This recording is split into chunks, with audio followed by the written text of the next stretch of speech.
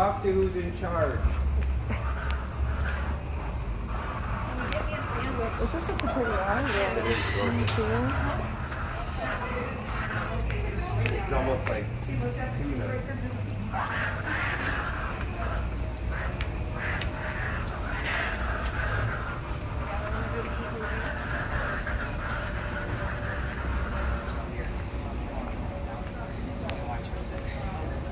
Try to stay out of the more populated areas. So here is Lodge Alley. It's one of the oldest streets of Charleston. Watch the windows, people are sleeping in there. It's run a hotel. So this actually, it used to live down here. These two buildings were not here.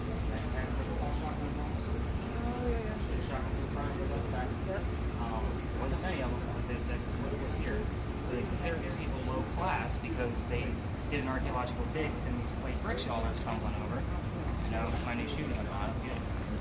But the water, again, would have been much closer. That's where the water is, and it was much closer, like I said before. So the stench down here from low tide, probably not a very pleasant place to live. They did find some of their tools, their silverware, little articles of their clothing. The cool thing is I actually get a lot of names down here, and what's cool about that is I actually have the full list of residents of anybody that's ever lived here. So it did come from the archaeological dig and the historical records. So I do get the name Benjamin quite a bit.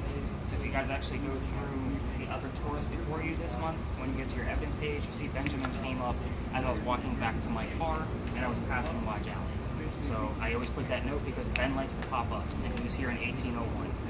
So I also have the word distribution, and I talk about their occupations. So they were mariners, grocers, a couple seamstresses. There was actually a school down here, Alexander School. That's what it was called. So the word Alex came up one night, and I'm like, okay, let me look up Alex on Lodge Alley. Alexander School. It was right here. It was just a little boarding school. This is also where the Masons used to meet. So that would have been before this is where people lived. So they would come down here on our hot and muggy nights at Charleston, and they'd be in their suspenders talking business. This is what this place was. It was open. So, but again, this was a street. You know, obviously it's a little bit more rocky as you get towards the end. But this would have been horse and buggy coming down through here, and these buildings would never be. So the building I'm leaning on is Lodge Alley Inn, obviously named after Lodge Alley. There's a Blue Green. Every hotel in Charleston has a haunted ghost story. None of them will give me a free room to verify. So once I start poking around their doors again in January, hopefully I can start doing more podcast episodes based on our own town instead of me having to travel to Pennsylvania to go find more cases. But at the same token, I don't verify any of them. If you want to read about the hotels down here, they all have their own stories. I just don't have the historical whatever to verify, or the data. So we're going to walk through here, and we're going to cut through their tour. I have caught shadow people down here. I get a lot of blue orbs down here. So if we capture something in those photographs that I had you take, and they are, so orbs are, the theory is that they're spirits that can't manifest themselves. They're trying to, they just can't. They come up as a little blue ball or a bubble. Okay. I get the same color. Now last night we had one at the very end. I caught him on that grate before, and roughly on this wall before the door. So different areas, and it's not ever the same area. So it kind of verifies, like, it's not a shadow of light. It's not a catch of a park lamp. Like, it is a teal blue color. So you guys can go to the evidence page. I was just telling the other folks, your photos that you take tonight, we're actually going to, they go to my Facebook page. I'll have your own folder based on the time of your tour, and then there's an evidence folder. So you can actually kind of download that photo, copy it. Okay. So I'll tell you guys when that's made on that. So again, you have to check out that evidence folder. It's a really cool place. It makes beautiful pictures. And if you are picture takers, it's a great picture spot. And the lighting is just perfect. So I think we're going to go the opposite way. Once they come through,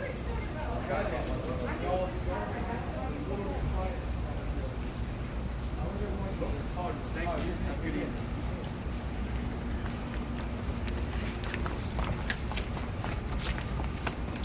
Once we get closer up that way, Teresa, there's a great shot of St. Philip's Steeple. You'll see it on, like, if you hang out here on the right-hand side. Once you get a good shot, take a couple shots of that for everybody. And And then once we all leave the alley, take 2 shots going the opposite way. We'll see if we capture. If you want to take a bunch along the way, that's fine too. I don't care. Take as many as you want. Lasers, when we get it to the end of the alley, are an absolute no. It is a resident area, so people are watching TV, going to bed. We're going to kind of cut across the street and go check out the next alley. It was funny, I had locals last night too, and they're like, we didn't even know about this shortcut to get over here. I'm like, well, there you go. Taught you something, if nothing else. A little shortcut. So again, we'll see what other names come up, and I'll be listening to the spirit box pretty heavily in here. If we do get an EMF, just so you know, it is probably from one of the restaurants that's very popular. If we get anything else, they get excited because it's usually a pretty dead area, no pun intended. But if something does come up, I'm like, okay, like we're going to stop and take some more pictures and definitely focus on the spirit box recording in the morning. So, get as many pictures as we can. Let's go see what we capture up this way. Who's around me? Hey, whoa, whoa, whoa. Who's around me? This is beautiful. Absolutely stunning. Huh? That wall's really cold right there. Oh, that's going to be opening it.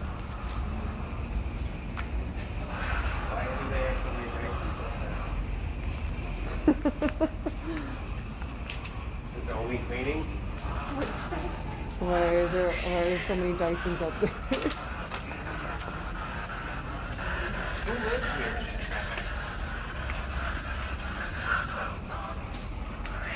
What was the smell comparable to?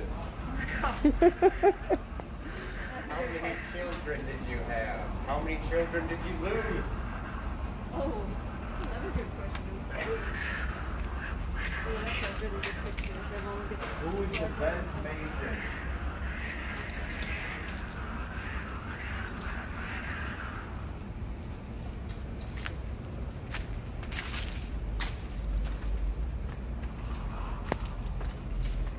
Here's some interesting questions. Yeah, I don't know.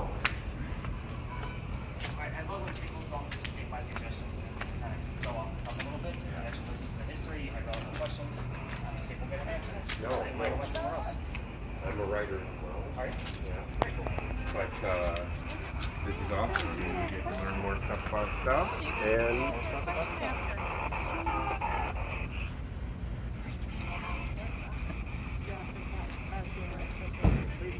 pictures. Like Tracy, you got it up front.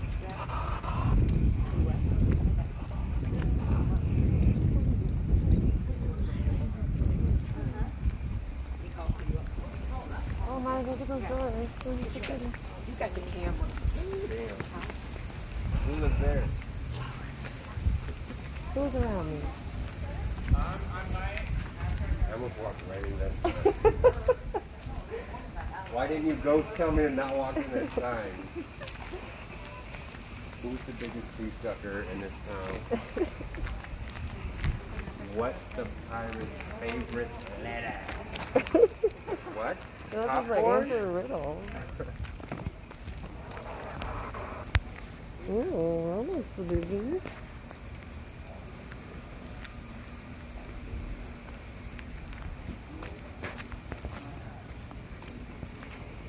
Everybody got their good shots. Let's gather around. Story time. Oh, sorry. I didn't start the campfire. Sorry. So I tell the story out here because that is a very popular ghost tour area. So I tell it out here so we don't get interrupted 1,000 times. And they make it a big 10 to 15 minute theatrical performance. I'm going to give you the story in about 4 minutes because you only need to know the facts and stuff that you're listening for. Fair enough? Okay, there's a doctor, Rhode Island. Those initials in mind of Rhode Island, R.I., that comes up again later. His name is Dr. Joseph Brown Ladd. He moved down here because he was supposed to get married. Does that make a whole lot of sense? No. He was supposed to marry Amanda. Her parents just died. She inherited a bunch of money. The attorney handling that money said, you two aren't getting married. Go send the doctor somewhere else. So he comes down here to Charleston. The coachman that brought him into town set him up to be robbed. Not a very good start. Somebody walking by, Ralph Isaacs, initials R.I., and I say that because things will pop up on our spirit boxes based on those initials. Sometimes they can't muster up the whole thing, so they give us a letter. Or two. So at any rate, Ralph says, you don't want to stay here. Let me take you somewhere else. He takes him to 59 Church Street, which is about 1.5 miles. That's actually Church Street where the big steeple is. That way. So he rents the room upstairs from 2 young ladies downstairs. Everything's going well. His practice starts to take off. He becomes known as the Whistling Doctor. Now, they're going to hear different versions of this story as we walk through, but if you Google the Whistling Doctor, there's a pretty great detail that goes into this story. Okay, so you guys can read all about that tomorrow. So, he's doing well, making a lot of money. Comes a Whistling Doctor. Him and Ralph become friends, obviously, because Ralph saved his life. They used to go see plays together, but because the doctor was moving up in the hierarchy of Charleston, they had to sit in different seats. So they couldn't talk about the plays until on their way home. So one night they're talking about Richard III. They went to go see Richard at the Dock Street Theater. The doctor loved the new actress in town. Ralph did not. It turned into an argument, and then it turned into an insult party on the doctor's fiancée back home in Rhode Island, Amanda, by the way. So the two get pissed off at each other. They go their opposite ways. I told you Ralph was from here, right? From Charleston. He was an attorney, but he also had a lot of ties to the newspaper because he was an attorney here in town. He wrote in the paper what a disgrace the doctor was to the city of Charleston. It's not from here, takes our money, it's too expensive, yada yada yada. The doctor rebuttals with, let's settle this in Dueler's Alley, which is what the name of this alley was before Philadelphia. It's had 3 different names, but Dueler's Alley was a thing. So they come down here, back to back, take their 20 paces, they turn, the doctor points his gun in the air and he shoots. He didn't want to kill his friend. Just wanted to make a point. We need to make amends. I forgive you. Amanda's coming down. We're all going to be hunky-dory. Ralph takes 2 shots below the knees. I always pick who's ever in front of me. I'm not trying to kill you. So, the loser of a duel is normally what? Dead. Right. So, there's a doorway in the far wall. So the loser would be picked up by everybody that attended the duel, taken through the courtyard, over to St. Philip Cemetery, dropped in the pre-dug grave. They throw some dirt on them, and they go celebrate the winner with a pint. Well, that didn't happen. Because when they took 2 shots below the knees, now I'm killing you. I know, I'm just taking you all out. Take us all. So he just dropped to the ground. So his friends pick him up and they carry him home to 59 Church Street, a mile and a half away. He died 10 days later.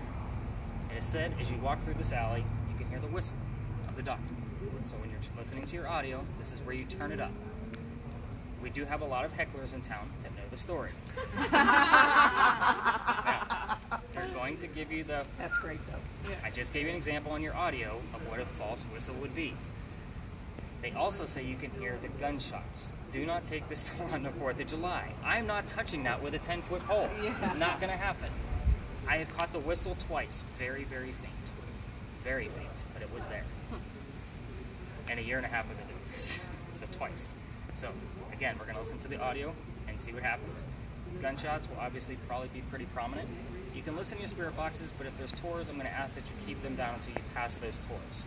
Okay, so laser's going to be okay until we hit the houses at the end of the alley. Another nugget of history. You guys ready for this one? This one's really interesting. So the bricks we're going to walk on get older as we go. These up here, where we start, were repaired and replaced in the 1990s. The ones at the end were sun-dried by slave kids.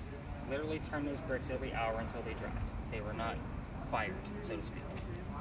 We have their fingerprints and one full handprint at the end. Now, I told you it's resident at the end of this alley. I will point it out with my toe, but I will keep moving. You will make a left out of the alley if you want pictures, have your cameras ready. We do not get activity from there, which also raises the question of why aren't we visiting and walking through cemeteries? If you're dead, are you hanging out near your grave? You are not. Probably not. You're going to go to your beautiful mansion on East Bay Street. You're going to probably go where your tragedy happened. So forth and so on. You're not going to hang out in your grave. Probably not.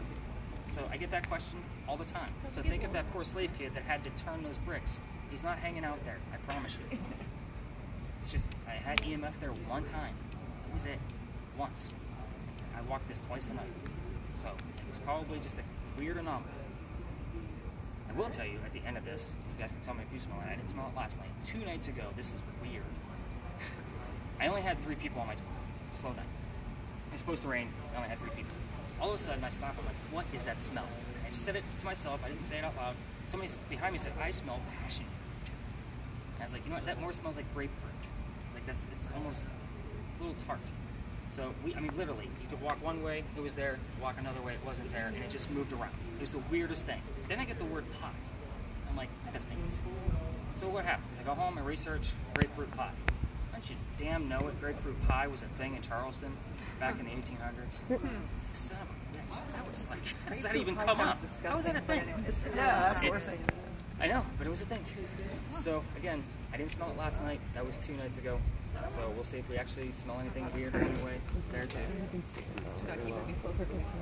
you see something up there? No, I was just explaining to him this is like slightly slanted because of the earthquake, isn't it? I don't know. Yes. Yeah. Okay. Is it? Yeah. So do you know why all the porches are slanted? Why all the porches are slanted? Yeah, like on all the nice houses, they're all slanted. My only assumption is probably from Rain? The earthquake. Or The earthquake? earthquake. That was our Yeah, guess, to get the rain rain off. too, The Yeah. earthquake, you never thought of the earthquake. yeah. Yeah. Looks like they were built that way. Yeah. Interesting. Sorry. Yeah, try to deliver Uber Eats to those people that live on the second story of those places. Oh my gosh, like walking through a fun house. It's crazy. So that's what I do when tours are slow, is I drive Uber Eats. Okay. So, and sometimes I get pulled all the way down here. Okay. Yeah, And because we it's guys great. were like, It's not really good right Quite now. good. Sorry. I'll stop talking about food. Let's keep you guys moving. all right. Yeah, how are you hungry? We just ate. Definitely a masked up area.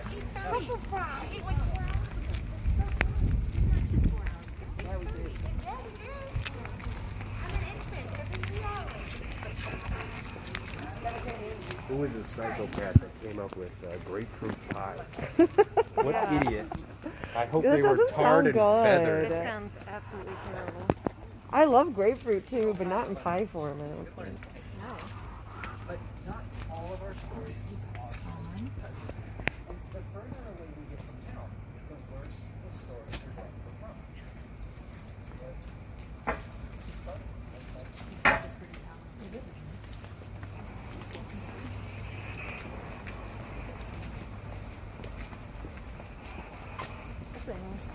We've been doing this forever.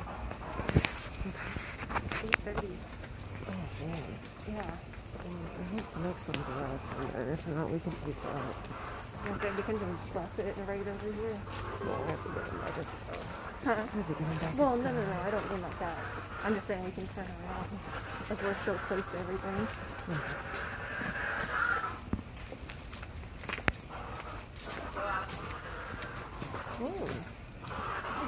Is the doctor in the house? Why does Rhode Island suck so much? Did you even want to marry that girl? Why you get married? It's such a hassle. You know? Says my fiance. If it's a hassle, it's not a hassle.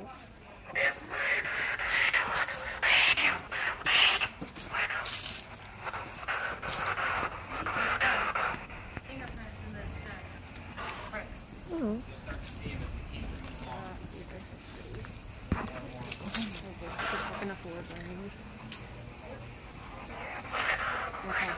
It's ridiculous when you get into these and how big their fucking yards are once you're in. It's insane. They're so pretty. Mm-hmm. Oh my god. One of my clients, like one of my actual good clients, has a house around here. Dude, I want fuck you money. Lots of money. We can find you, like, I don't know, a sponsor. Mark's just gotta be okay with it. Mark, I might have to make a fans only. I'll be seeing you. You're gonna be our #1 customer. No, I'll be leaving. Oh shoot, sorry. Oh, sorry. Oh, wow. That is messed up. Yeah, slavery.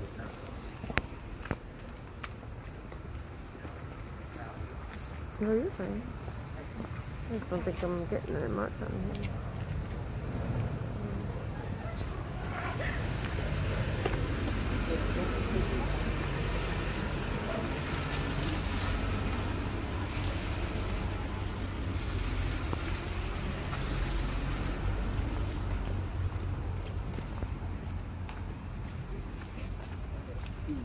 Me too. Yeah, if this isn't the last one, I say we dip out.